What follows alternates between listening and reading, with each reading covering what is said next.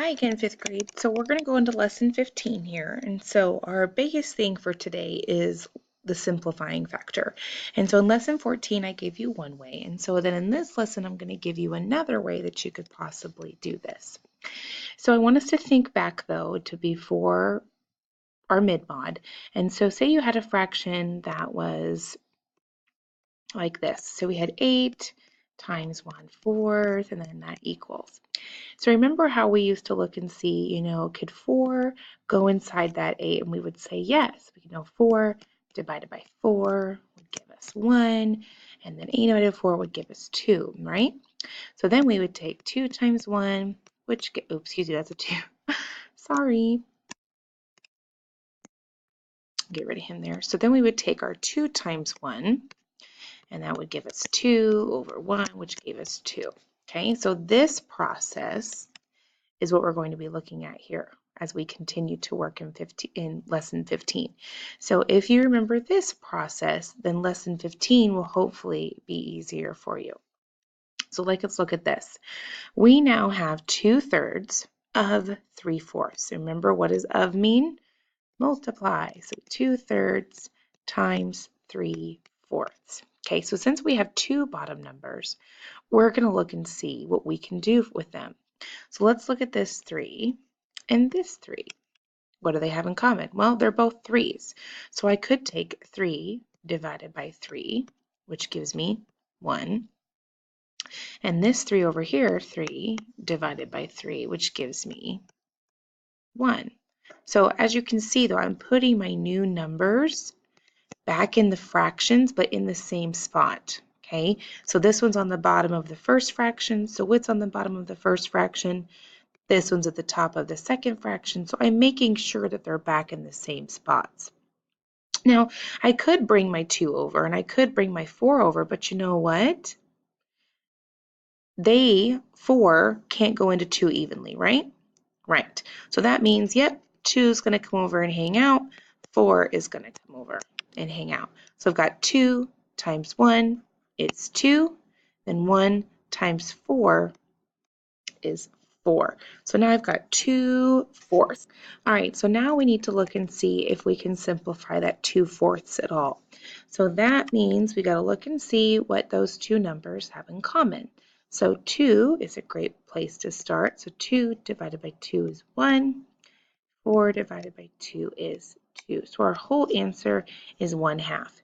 So I want to compare though, so we have this whole entire process right here, and I want to compare it to how we did it in lesson 14 so you can see the little bit of a difference. So 2/3 and 3/4. Let's do it the other way. Okay, so let's do it the other way. Let's multiply across. So 2 times 3 is 6. 3 times 4 is 12. So granted, no, we don't have any fancy arrows or any extra steps, but we still have to simplify this. So let's see, 6 and 12, what do they have in common? We could do 2, we could do 3, but we need the biggest number so that this can become the smallest fraction. So actually 6 can go into both of those. So we're going to do 6 divided by 6 is 1, 12 divided by 6 is 1/2. So even though we did them differently, we still got the same answer. And so friends, this is where you're going to need to know yourself and know which way is easiest for you. So like I said, we got our 1/2. So let's try again. So now we've got 2/3. We've got 2/3 times 2/3. So for this one, we need to look and see and look at our bottom numbers. Can they go into the top number across? No, we can't. So that means we're not going to simplify before we multiply. We're just going to multiply across. So what is 2 times 2? 4. And 3 times 3 is 9.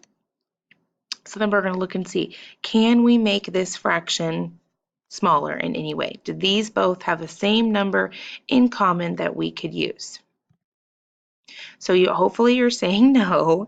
And so then our answer for this one should be just a simple 4/9. So friends, that's when our multiplication facts come in handy again, is you need to know what all you can multiply by to get 9 and what you can multiply to get 4, and then you can compare. Okay, so you'll be seeing ones where it will say multiply across.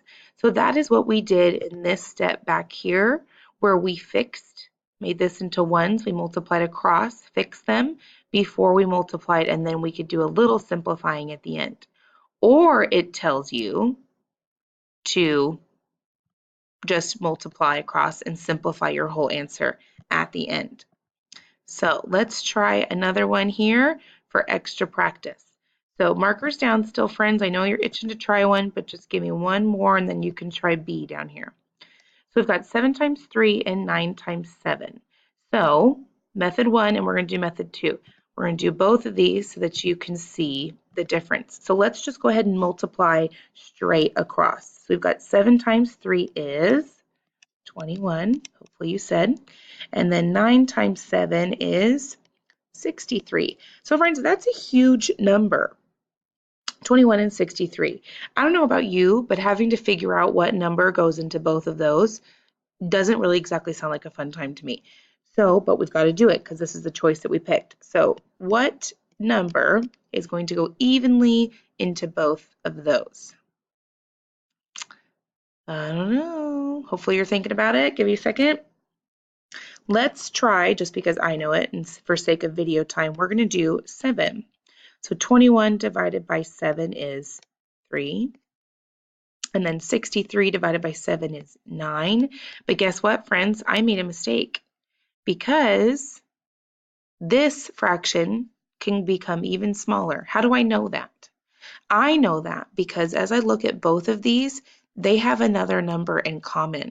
And hopefully you're catching it too, is because I could do 3 divided by 3, which gives me 1, and then 9 divided by 3, which gives me 3. So my overall answer should be 1/3. That is the smallest fraction that I am looking for. And so if you do this just like me, that's kind of why I showed you this here. If you do this, and you got to be continuing to look at it and look at your math facts and see if you can make it any smaller. All right, let's look at method 2 here, as we learned up above about simplifying first, then multiplying. So let's look at our 7. I'm going to switch colors here so it might be a little easier to see. Yep, let's go with red. So I've got, that's still black. Lovely. Okay, so we've got 7 over under 9 times 3 times 7. Okay, so let's see. Can we simplify any of this before we multiply across? Is there any numbers that have something else in common? Hopefully you're shouting out and you're looking at these 7s. So we could do 7 divided by 7, 7 divided by 7. Both of these become 1s. So that definitely makes our life a little bit easier. Okay, is there anything else? We finished our 7. So now let's look at this 9 and the 3. So I know before we always talked about the bottom number going into the top number. But since I'm only simplifying, we can look at this 3 and the 9 and ask, do they have anything in common? They do. We could do another 3 divided by 3 and a 9 divided by 3, giving us 1 and 3. So friends, now let's look at this problem. We've got 1 times 1 is 1. 3 times 1 is 3. That is your answer. So by going through this and simplifying first, you don't have to go through this craziness. You can just get your answer a little quicker, in my opinion. All right, let's look at B here. You come down here and you can do B, and we'll go ahead and pause and give you a chance to work that one out. Okay, friends, let's see how you did here. I'm going to go ahead and erase the rest of my mess up here, and so we can, as I say, erase doesn't do it. I'm going to erase my mess up here so then we can actually work the problem out together. Okay, so let's look down here at our 3/10 and 5/9 and look and see, do the 3 and the 9 have anything in common? Yes, we can take 3 divided by 3 is 1. All right, so then we've got our new one over here, which is 1. And then we can do 9 divided by 3, which gives us 3. And then look at our 10 and our 5. Do any of the 10 and the 5 have anything in common? Yes, we could do 5 divided by 5, which is 1. 10 divided by 5, which is 2. Now, friends, let's multiply across. 1 times 1 is 1. 2 times 3 is 6. We've got 1/6. So hopefully you are seeing that this way is easier to simplify before, because having to simplify at the end sometimes can be more difficult. So let's look at it if you did it that way. So we've got 3 times 5 is 15, and then 10 times 9 is 90. So that is quite the number to figure out which one can go into both. For the sake of video time, I'm just going to give it to you. So if we actually can take 15 divided by 15 gives us 1, and 90 divided by 15 actually gives us 6. But be honest, how many off the top of your head, without working it out, knew that 15 goes into 96 times? Great if you did. If not, it's okay. But this is what's showing you that sometimes this way of actually simplifying each number beforehand can be easier.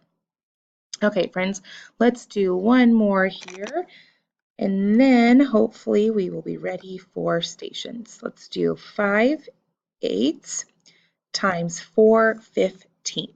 Go ahead and pause. Okay, so now we've got our 5/8 and 4/15. So let's look and see what these ones have in common. So your 5 and your 15, what do they have in common? 5. So we're going to take 5 and divide it by 5, which gives us 1. Let's do our 15 down here. So 15 divided by 5 is 3. Okay, now those ones are done. Now our 8 and 4, what do they have in common? We're going to do 8 divided by 4, which gives us 2. And then we're going to do 4 divided by 4, which gives us 1. Then we can go ahead and work out here. So 1 times 1 is 1. 2 times 3 is 6. So your answer, again, for this problem is 1/6. All right, friends, go ahead. We're going to get ready for stations, which means group 4, grab your problem sets and grow. Group 3, you are staying at the circle carpet. Zern friends, go ahead and go to the gray carpet. And iPads, please remember to be polite and respectful and be at a level 1 whisper at the blue table, please.